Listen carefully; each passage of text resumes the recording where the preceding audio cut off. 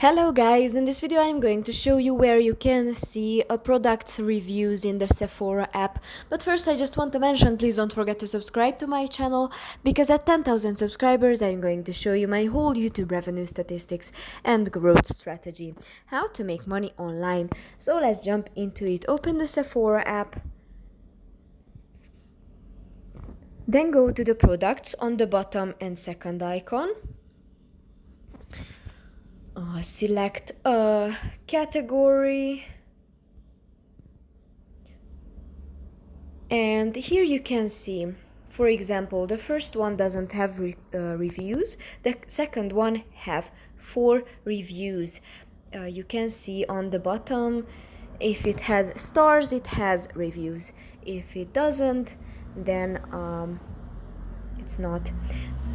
Then here you can see below the product's name for reviews. Tap on the 4 reviews. Then here you can see the 4 reviews. That's pretty much for this video. I hope it was helpful for you.